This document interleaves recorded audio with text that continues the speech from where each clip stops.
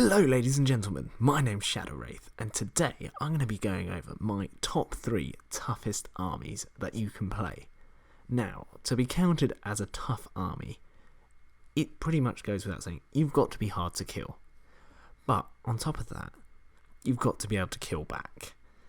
So, it's not just tough in the sense of, high armour, high defence. It's also, when you do get in combat, they can get rid of your units quite quickly, as in if you're going against one of these tough armies. And yeah, it's a pretty simple list, and it's one I wanted to chuck out there because I've recently played with one of them. Now, starting off in the number 3 slot. Right, we've got Iron Hills. Now, the reason Iron Hills is last on my list is I did say that you can play, i.e. afford to play. And the other reason is because the other 2 armies just kill a bit better. Now, Iron Hills, don't get me wrong, they're tough as nails and they can still kill.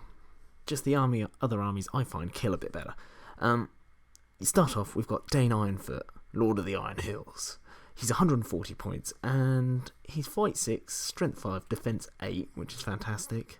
3 attacks, 3 wounds, Courage 7. 3 might, 3 will, 3 fate. And he's got a War Ball, which is basically a defense 6, 2 wound mount that only goes 8 inches, but hey ho, it's alright. On top of this, he's burly, so he is going to be killing stuff easy. He'll just mince through everything. Basically, he makes everyone pass courage tests if they're Iron Hills within 12 of him. And as soon as he kills something, he has to charge, but that's fine because you want to charge. The only thing is, I have managed to keep him away from shooting off to grab objectives, but that's only been in 1 game. And he causes terror if he charges, so there's a chance you won't be able to trap him if you fail courage tests. And then if he doesn't kill the opponent, he's still got a 5+ chance to knock them prone, which is pretty nice. But let's get into the main meat of it. So you've got your Iron Hill captain, who he's okay. He's Fight 5, Strength 4, Defense 8, but this is where it gets horrible. He's Defense 9 because he's got Shield Wall. So if he's in basic contact with 2 other models, he's Defense 9, which is insane. 2 attacks, 2 wounds, Courage 5, 2 might, 1 will, 1 fate, and he's 80 points. That's not bad for 80 points. Not bad at all. But yeah, he's still quite expensive. But yeah, you get quite a lot for it. And he's got Master of Battle on a 5+.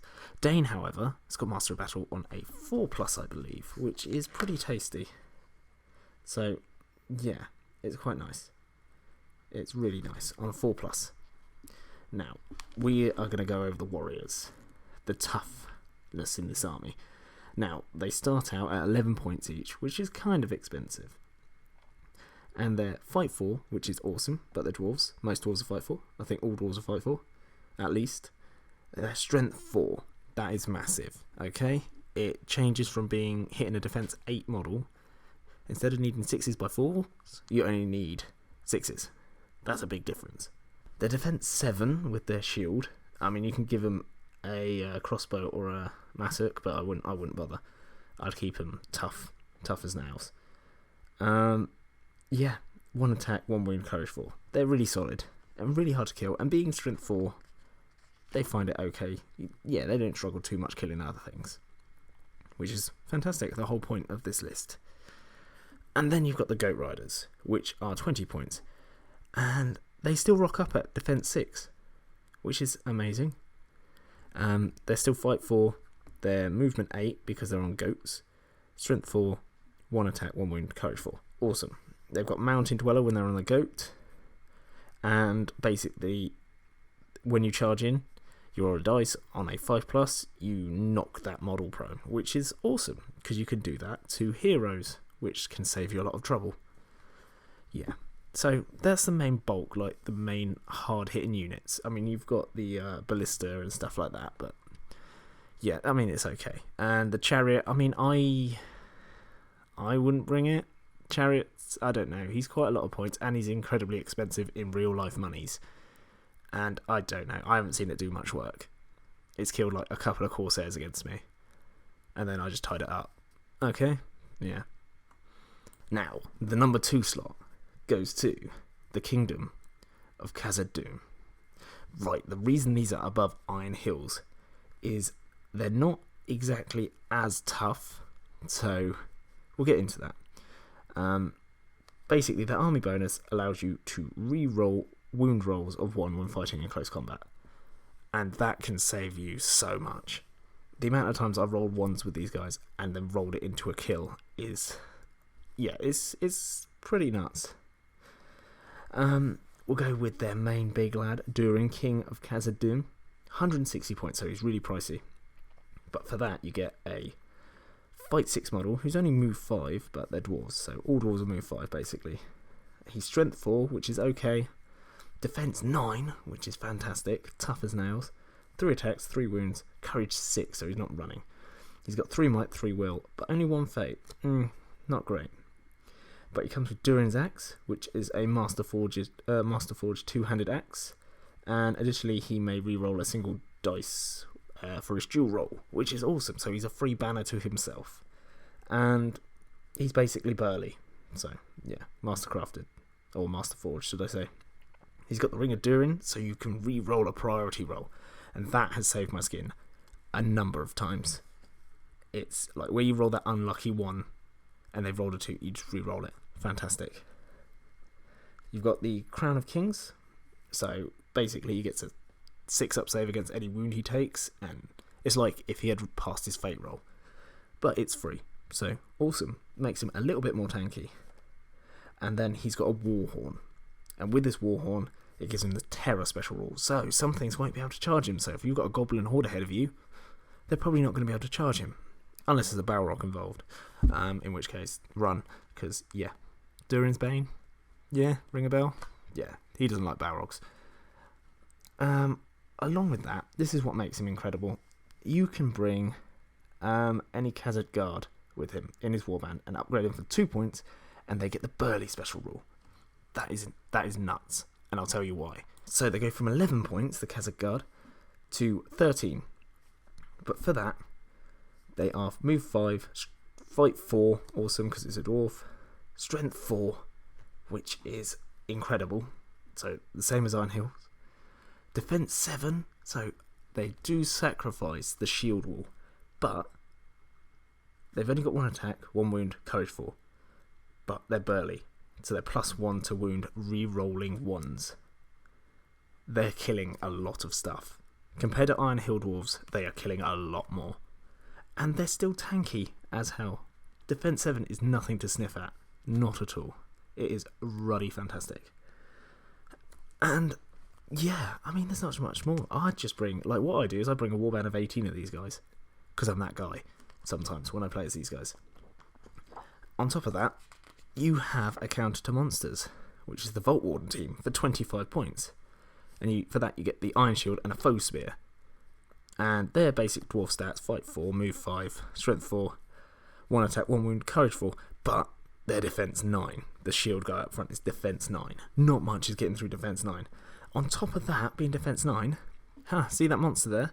Yeah, you can't barge me, hurl me, or rend me. So you have to get through my armour. That will put a stop to a lot of monsters.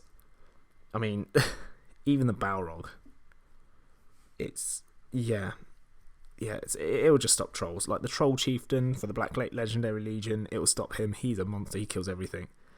Yeah, it's incredible. Plus, the guy supporting him with the Foe Spear gets +1 to wound when wounding monsters.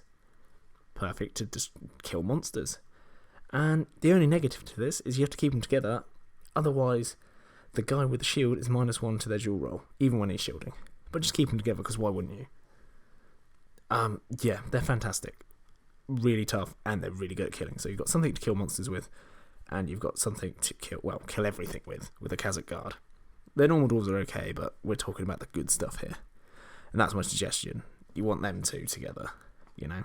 The Qasr guard, Durin, a few of these guys, and, I mean, there's not much else. That's all you really need. There's no fast options to grab objectives, but we're talking about tough and killy. Okay, which moves us onto the number 1 slot, and that is the Legendary Legion the Return of the King. The reason this Legendary Legion is my number one is because it is super tanky and super killy. So starting off, you need to have Strider, Aragorn as Strider. He is 160 points, but with the Legendary Legion, you get Andriel for free, Flame of the West, if I pronounce that right. I probably didn't. And the only other upgrade he can have is an Elven Cloak, which I would stick on him. So 65 points. Because the Elven Cloak, if you're partially obscured by any kind of terrain, they can't target you if they're over 6 inches away, which stops him from being like transfixed and shot at and stuff like that. It's awesome. And plus cavalry can't charge him if they're over 6 inches away. It saved my skin a lot. With him, obviously, he's Aragorn. He's fight 6, strength 4, defense 5. Defense 5 isn't great. He's got 3 attacks, 3 wounds, courage 6, and he's wounding everything on a 4. He never needs more than a 4 with his lightsaber, I call it. And if he two-hands it, you need a 3. You never need anything higher than a 3. Obviously, he's not burly, so I wouldn't suggest doing that unless you fancy, if you haven't spent your 3 point of might, why not? Because you can just might a 5 up to a 6. He's got, Mighty Hero, which gives him 3 points of might. Yeah, that's it, really. Happy days.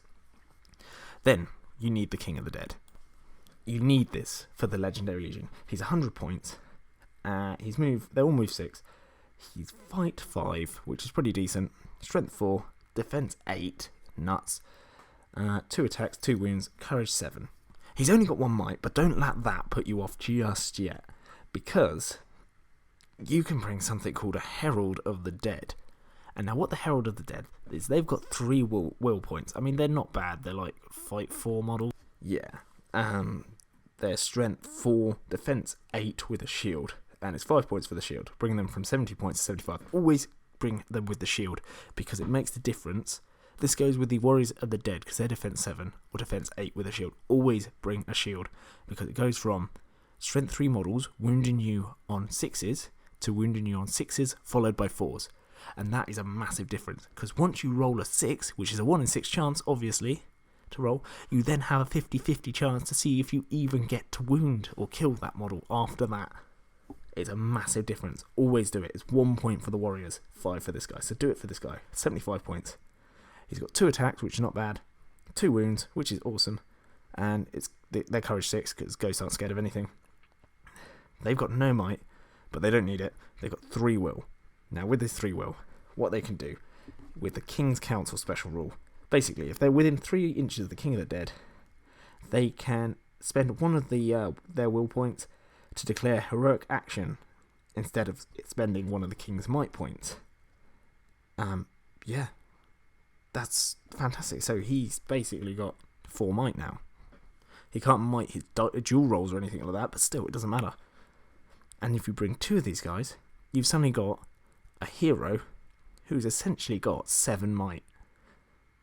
And that's nuts. And I do that. That's my tournament list. I bring 2 of these guys with the King of the Dead. So it's 7 might. I don't run out. And if one does get sniped or something, doesn't matter. And they've got the usual stuff, you know. They give friendly spirit models within 3 inches of them resistant to magic, which is good. Not bad. But other than that, it doesn't matter, because that's what they're good for. I'll go over the rest of it with the Warriors of the Dead. Now, the Warriors of the Dead are quite pricey, but you get some bang for your buck. Right, they only fight 3, movement 6, obviously. They're strength 3, which isn't great. Defense 7 or 8 with a 1 point upgrade for a shield. 1 attack, 1 wound, courage 6, because they're ghosts and they're not scared. This is what makes them really killy, though. They've got the Blades of the Dead special rule. And basically, what that means is instead of attacking a target's defense, so dwarves, or the 2 previous entries, you attack their courage. And most normal warriors, who aren't dwarves, are courage 3, even courage 4. So instead of wounding a dwarf on 6s followed by 4s, for being defense 8, you're wounding it on 5s. Yeah. And then you've got like ridiculous shenanigans on top of that. On top of that, like I said, the King of the Dead has a 12-inch aura of -1 courage. So those courage 4 dwarves are suddenly courage 3, so you're wounding them on 4s. So wounding them on 4s instead of wounding them on 6s by 4s. And your defense 8. on top of that, they cause terror. Everyone causes terror except for Strider. So they might not even get into combat when they do manage to get charge. So yeah, they are absolutely incredible. They have really got me to high places in events. I've only played 2 events with them, but I was in the top 5 for both of them, top 3 for the second one. And then, I mean, you've got Riders of the Dead. They're basically the same as the Warriors of the Dead, apart from them on a horse. For 24 points, I mean, sure, bring a couple. I do, just to grab objectives. I think I bring 4 of them, as many warriors as I can, sword and board half, spear and board the other half, and then whack them with the King of the Dead or Strider. Don't even think about the other 2. Hunters, not worth it. Not worth their points. No. Gimli, go away. Don't want you. Legolas, I think he's absolute trash. In my opinion. Some people love him. I think he's trash. For a Fight 6 model, he's only got 2 attacks, which is absolutely pants. You know? And yeah, sure, he's got that instant hit bow, but he's still using, a strength 3 bow. You're not really going to kill much. If you're going against dwarves, or anything else, with slight defense, it's probably just going to bounce off. So, yeah, he's not worth his points at all. I'd bring more warriors. Absolutely. Absolutely. Anyway, that is the top 3 of my list. If you think I missed anything, or if you don't agree with something, please let me know in the comments section down below. Also, please let me know if you think my video lengths are perfect, so I'm doing about the right amount of time per video, or if I'm not doing enough, let me know, or if they're too short, if they're too long, let me know as well. I'd love to hear what you think. On top of that, I have started my own Discord server, so I will put it in the description down below. Please do join, and we'll be talking about anything Lord of the Rings, Warhammer, Age of Sigmar, 40k, anything you want. And on top of that, I do play online quite a bit. So if you ever fancy a game, even on Tabletop Simulator or, Total War, do let me know in there. It'd be fantastic. Anyway, thank you so much for listening. I hope you have an absolutely fantastic day, and I'll see you in the next video. Goodbye.